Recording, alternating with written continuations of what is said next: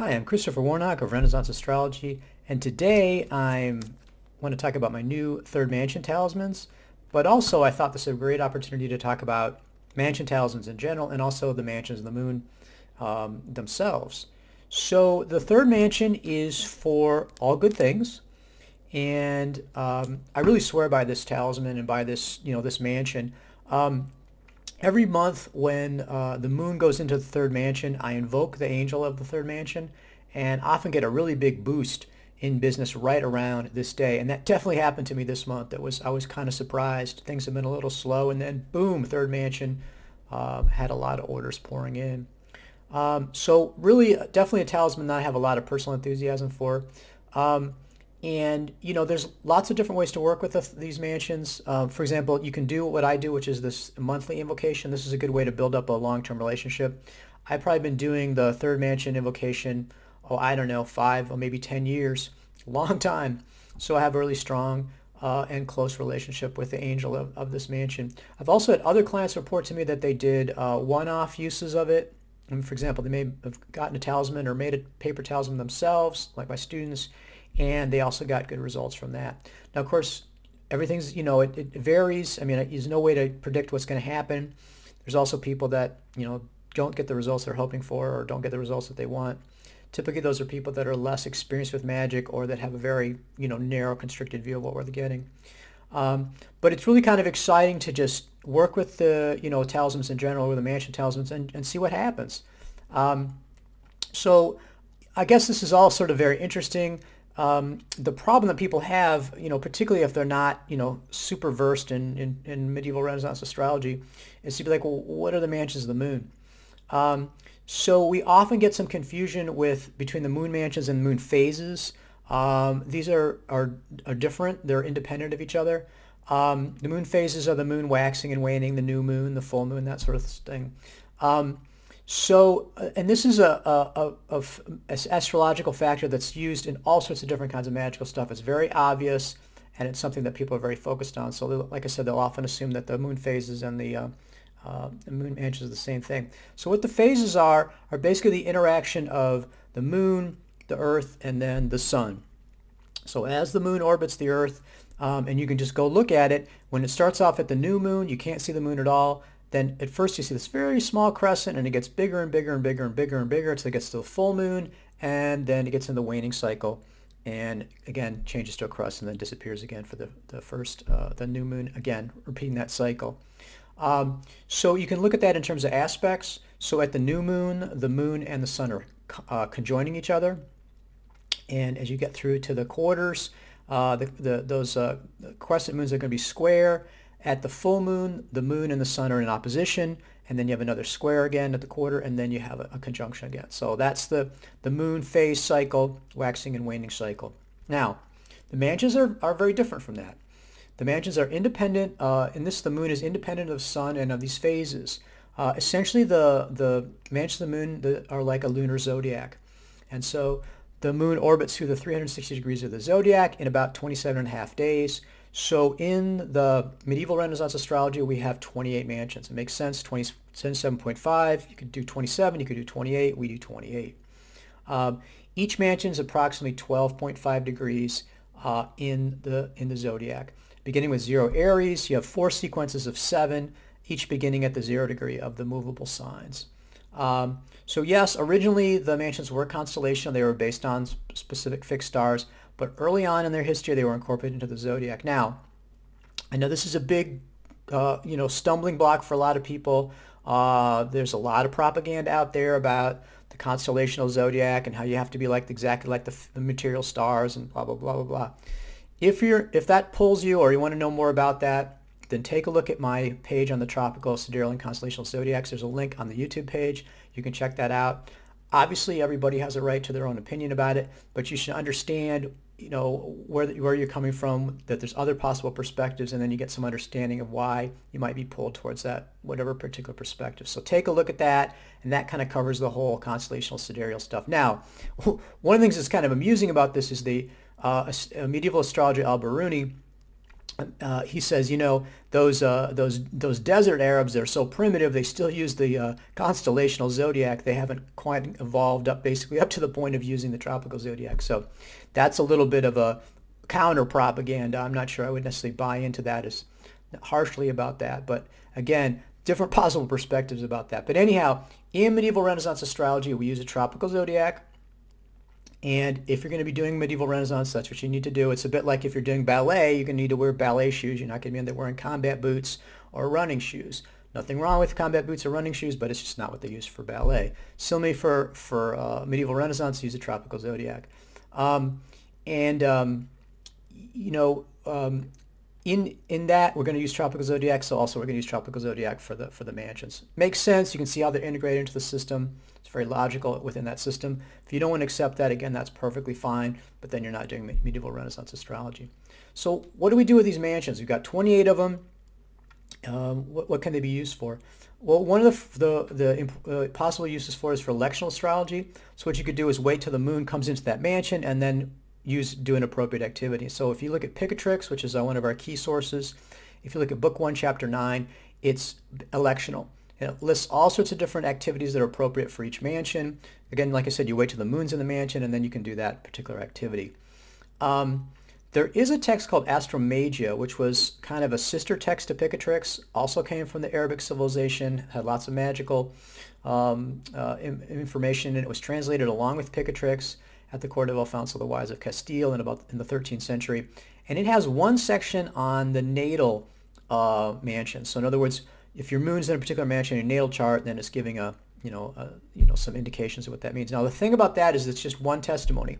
Now in medieval Renaissance astrology, we do not judge based on one indication or one testimony. We have multiple testimonies. So just this natal moon stuff by itself isn't that valuable. It's probably along the line of sun sign thing, you know. And we know that sometimes the sun signs fit you and sometimes they don't, because you're talking about 12 signs for 7 billion people. Not very focused, and that's when you get multiple testimonies, you're getting lots of different information and you can pinpoint that stuff carefully. But what it tells us is that the mansions were really not used for natal. We have very little in our traditional sources for that, not really what they're used for, which is a bit perplexing to modern astrologers because natal is astrology as far as they're concerned. But mansions come in, like I said, there's electional, but the really big use of mansions is for talismans. It looks like the magical use of the mansions was probably the most predominant. Now we have several different traditions. For example, Picatrix, Book 4, Chapter 9, which is attributed to the second Pliny. There's also Astromagia again, and there's a section attributed to Kankath the Hindu. These are very full-blown talismanic traditions, and they give a lot of information. So what they're doing is providing us with an image for the talisman, which is very helpful, description of what should be on it, the purpose of the talisman, also giving us materials that can be used for the talisman, the incense, and then probably one of the most important things along with the purpose on the image are the name of the angel of the mansion so you can invoke them. So it's essentially this is a self-contained complete module that allows you to actually make talismans. Now Book 1 Chapter 4 that I mentioned for electional does say you can make talismans for different purposes, but it gives no more information other than that. It doesn't give you any information about how to make these talismans, about the name of the angel or anything like that. It just says, okay, this is what you can do. It's along with other activities.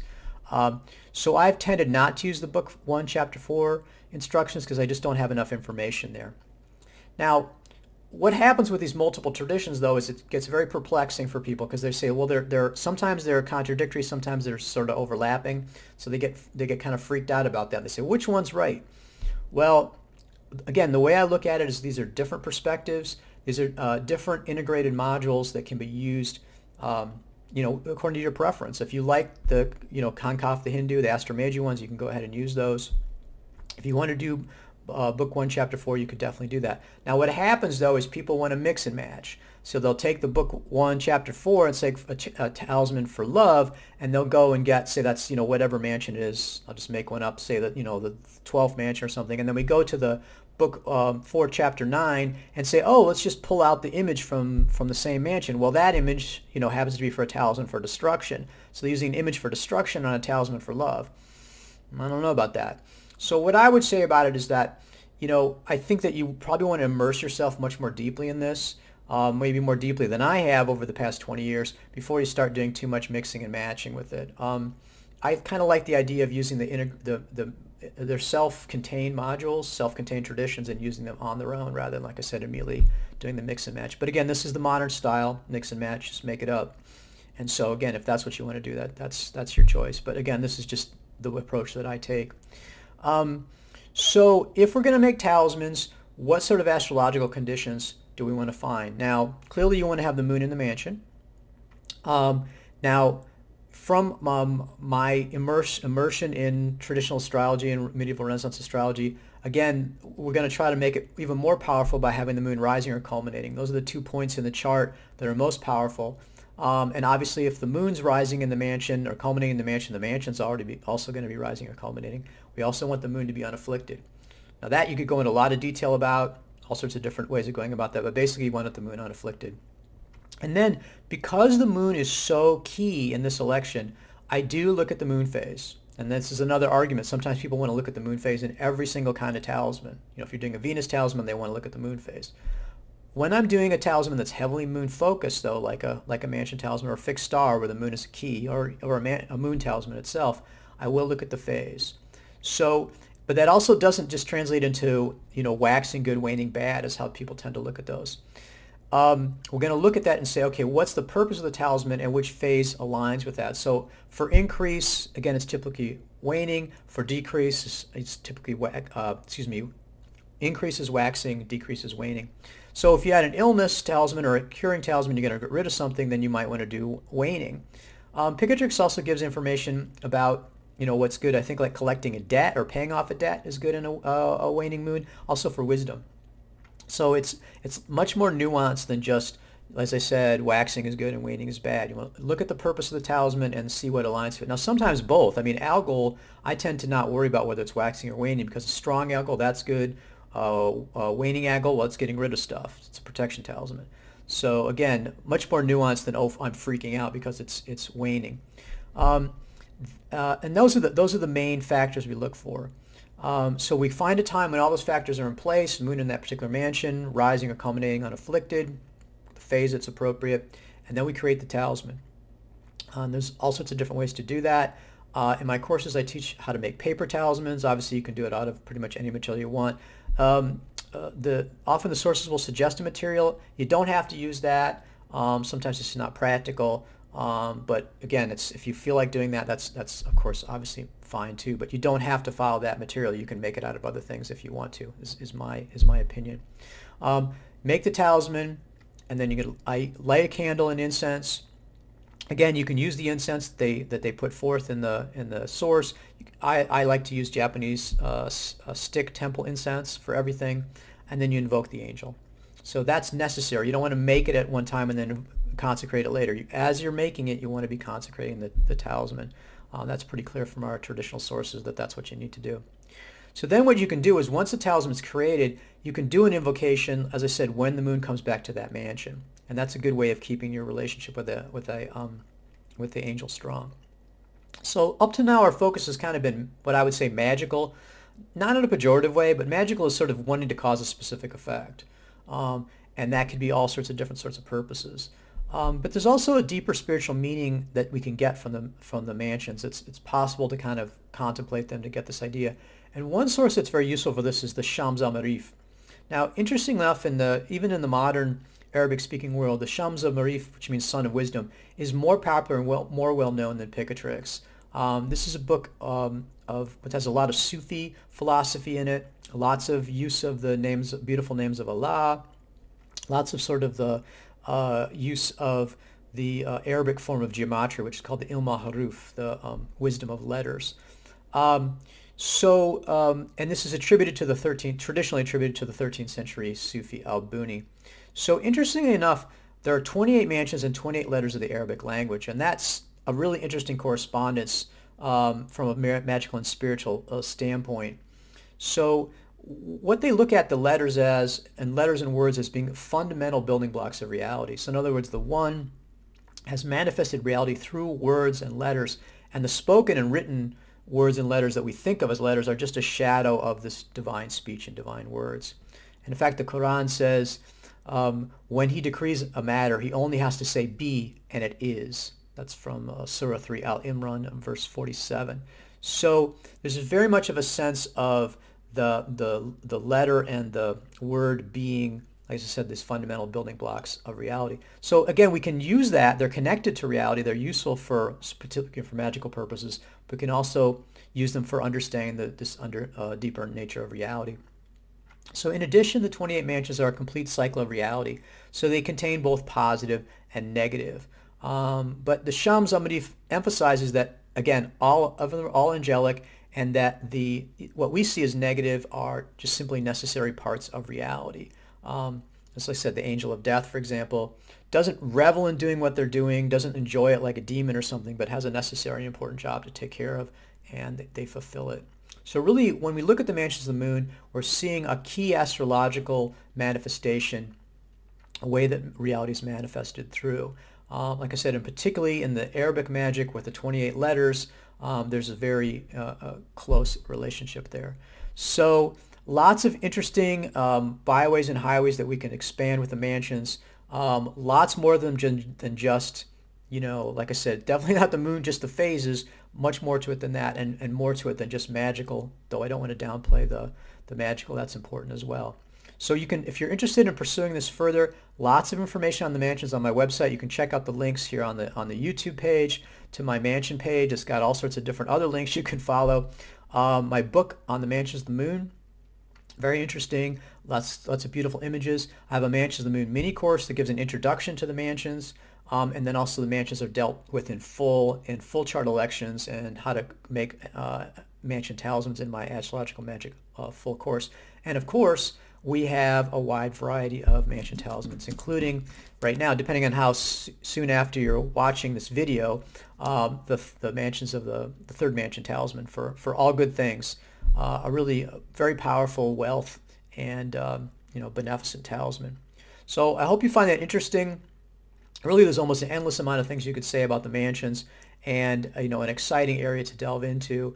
People are getting more comfortable with planets. Fixed stars, I think, are cutting edge, and I think mansions are something that definitely, if you're interested in astrological magic, you should definitely be pursuing, both for what they can do for you, but also most fundamentally for what they can teach you, and the sort of gnosis and sacred knowledge that you can come into contact with through the mansions. So I hope you find that interesting. And I look forward again to talking more about the Mansions of the Moon and astrological magic.